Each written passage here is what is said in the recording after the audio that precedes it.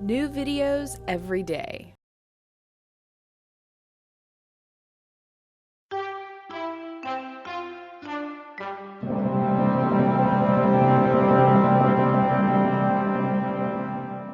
Welcome to Psychology with Sandy. Sandy's back in school now and she has a full-time job, so she asked me to do some videos in her place. This is the first time I've ever been on camera and I'm really nervous, so please don't flood me with any negative comments. Be nice. I think you've probably seen a video from the Hot for Words girl where she discusses the origin of words. Well, today we're going to discuss the origin of the word psychology and what the subject used to mean compared to what it means now. And they're quite a bit different.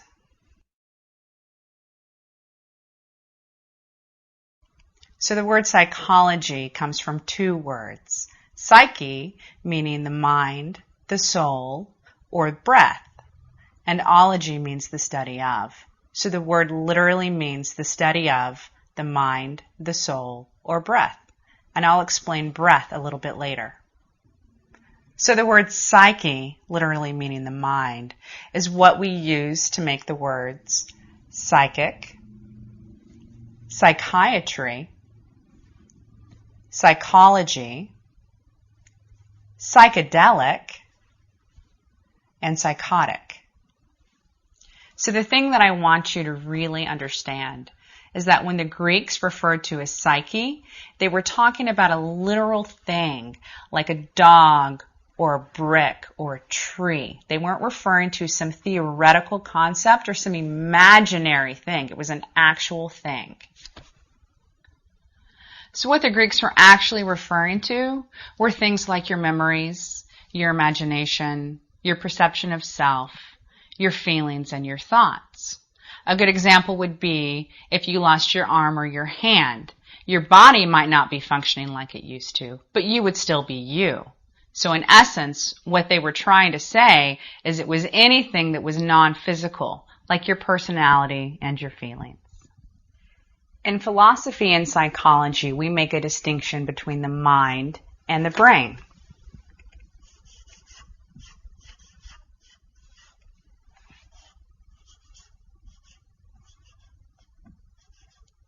When we refer to the word mind, what we're referring to is its function.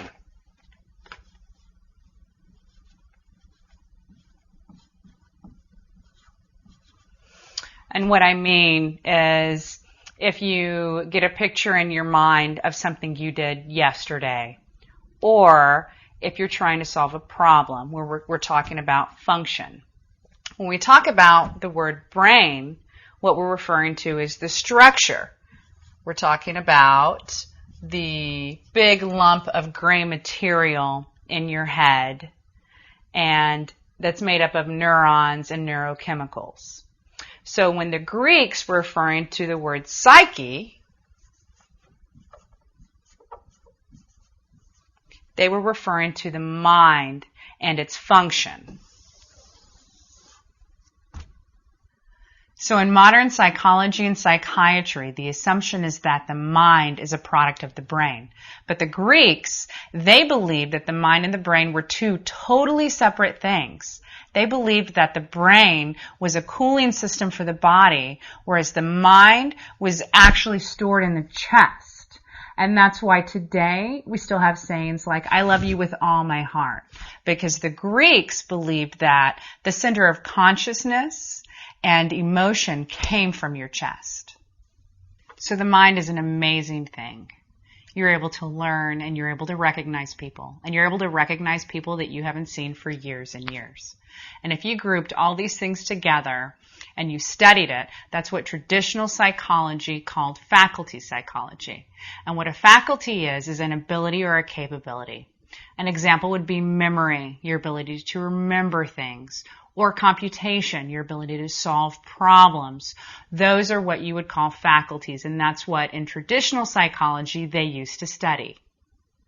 Okay, so we already discussed a few of the faculties or abilities of the mind. recognition, the ability to recognize, computation, the ability to solve problems, and memory, the ability to remember. But there are actually about 15 different faculties or abilities of the mind that I'll be going over in a later video. But right now, I want to play a game with you. I want you to pause the video and think of as many faculties or abilities of the mind that you can and type them in the comment box. Then I want you to resume this video, and then whoever guesses the most faculties or abilities, I'm going to mention you in the video I do about faculty psychology. In psychology, psychiatry, and philosophy, there's a problem with trying to figure out how the brain's neurons could be responsible for the different faculties. For instance, memory. How could those neurons be responsible for that? That's what you call the mind-brain problem. Now that's a topic I'll be doing in a later video, as well as another video on memory. But for now, I just want you to be aware that the mind-brain problem is a problem. So much so that there is no working model right now for how the neurons can be responsible for memory. So I told you earlier that I was going to go more in detail about how psyche means the mind, soul, and breath. Well, the Greeks believed that the mind was the soul and that it was spiritual in nature. And they believed that if a body had breath, it was alive, and if a body didn't have breath, then it was dead. Of course, from the Bible and Christianity, it states that Adam's body was made out of mud or material, and that God breathed life into Adam. And in Islam and the Quran, it specifically states that God breathed the soul into Adam. So in essence, the mind, soul, and breath meant the same thing. And actually, the word spirit comes from a Latin word, spiritus, which guess what? Means breath. This is an important point that's relevant to the development of modern psychology. In various religious scriptures, they refer to the seen and the unseen, or the visible and the invisible. The visible would be those things in the physical universe, my body, things you can physically see.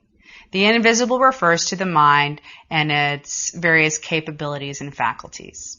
For instance, you can see your mind, your thoughts, your feelings. And I can see my mind, my thoughts, my feelings.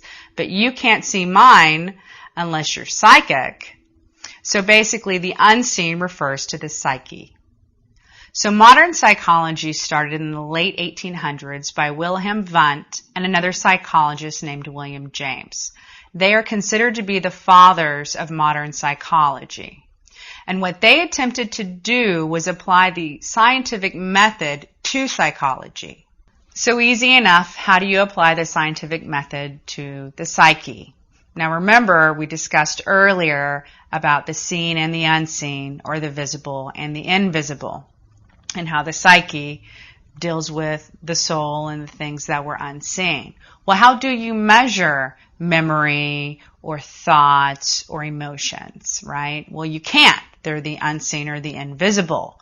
So what psychology did was they moved over from studying the psyche, right, the mind and the faculties, those things which cannot be seen, into studying the brain and behavior, those things which were visible. So believe it or not, most branches of psychology literally threw away the faculty psychology, those things they couldn't see. They just decided to grab all those up and ignore them and throw them in the trash because it wasn't something they could visibly see. So let me read you a little bit about what Wilhelm Wundt had to say. Many psychologists thought by turning their attention to their own consciousness to be able to explain what happened when we were thinking. Or they sought to attain the same end by asking another person a question, by means of which certain processes of thought would be excited, and then by questioning the person about the introspection he had made. It is obvious that nothing can be discovered in such experiments. So in essence, what he's saying is you can't learn anything from the mind by looking into your own mind or having another person look in his own mind. And I think that is completely ridiculous. Now, this is what he had to say about faculty psychology. The general statement that the mental faculties are class concepts, belonging to descriptive psychology relieves us of the necessity of discussing them. So what he's saying is because they're unseen, even though you can describe them and talk about them, no sense in doing it, throw it out the window because they're unseen. He says it relieves us of the necessity to discuss them. So in many schools of psychology, they actually throw out the faculty psychology and the faculties of the mind, right? For example, behaviorism. And let me read you something about that. Behaviorism holds that the subject matter of human psychology is the behavior of the human being. Behaviorism claims that consciousness is neither a definite nor a usable concept. So get this. In behaviorism, consciousness is neither definite nor usable, right? So what that means is your consciousness, your feelings, your thoughts, the fact that you're aware of your dreams when you sleep. In behaviorism, they're throwing that completely out the window. They don't want anything to do with that. Now, I will be doing a video on behaviorism and mind control, and you might want to subscribe to those. So I hope that clears up for you the origin of the word psychology and psyche and what the psyche is. If you have any comments or questions, please leave them for me. I want to remind you to please be nice. Remember, this is my first time and I'm really nervous, and I'll see you next time.